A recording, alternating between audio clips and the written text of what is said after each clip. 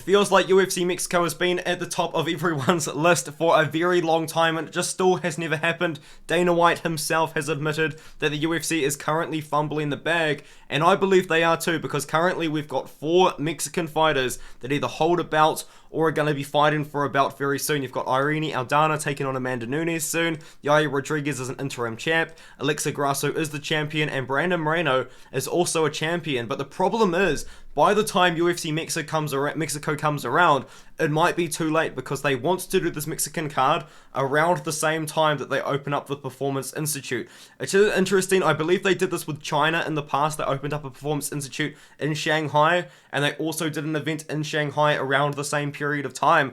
But the rumor is that this isn't going to open until the 4th quarter of 2023, which is between September and December. Now, they're going to be going to Abu Dhabi and Dubai in the October. They're going to be going to France in September. So kind of when is this going to be? I'm expecting a November card for the Mexican audience, for the Mexico event. But it's very interesting, right? Because Brandon Moreno is going to be fighting on Alejandro Pantoja, and he could lose the belt to Alejandro Pantoja. It's a risk, because Alejandro Pantoja is a great fighter and has beaten Brandon Moreno in the past, once on The Ultimate Fighter and then also once in the UFC. Very tough title defense coming up. Alexa Grasso is probably going to rematch Valentina Shevchenko. I think if Brandon Moreno loses the belt, she will be the most likely main event headliner, because I do believe that Alexander Volkanovski will be able to defeat Yair Rodriguez, and I think Irene Aldana actually has a very good chance to defeat Amanda Nunes, but I think Amanda Nunes might come out on top in that matchup as well. But what I'm trying to say is, while you had all of these Mexican champions, you should have done it now. They should have done this Mexican event around now. They should have done it between June, July, and August, because that's when Moreno's fighting in July. Yair Rodriguez is also fighting in July. Alexa Grasso doesn't have a fight yet, but she probably will just wait for Shevchenko for the Mexican card at the end of the year, so that's kind of all good. And then Irene Aldana is fighting for the title, I want to say in June. She is fighting for the title in June, so it's very interesting. So you've got 3 Mexican champions that are going to be fighting between June, July, and August. Why did you not try and just put on the event then? I know Irene Aldana is a bad example. She's a short-notice replacement, but you kind of know what I mean, right? They really could have done at least the Brandon Moreno headliner. Brandon Moreno headlining against Alejandro Pantoja in Mexico around the middle of the year. I think that kind of would make the most sense, and that's kind of what I think they have missed out on personally. But what I also feel like is, what would the card look like, as I said, because I feel like we might lose Moreno as a champion. I am picking Pantoja to defeat Moreno, but there's a very good chance Moreno gets it done as well. So you've got Moreno as the champion. You're definitely going to have Grasso as the champion if she doesn't decide to defend against Shevchenko, because that's a risky rematch that she could have. I think she should do that in Mexico. So we've got 2 champions. Yair Rodriguez could upset and beat Volkanovski, which would be fantastic. So you could have 3 champions, and then Irene Aldana could as well. So you could have 4 Mexican champions to headline this UFC Mexico event, which would be massive, right? Four champions, all from the same country, all on the same event. That would be insane.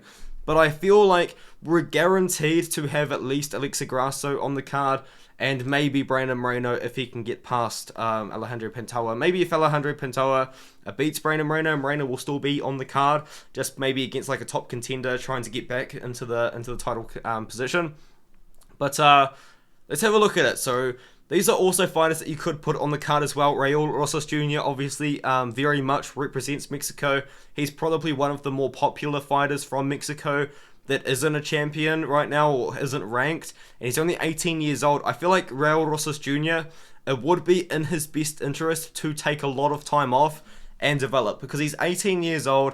He's got time to burn, you know what I mean? This guy could fight once every year, maybe once every 2 years for the next kind of period of time while he just makes rapid improvements, because he's 18.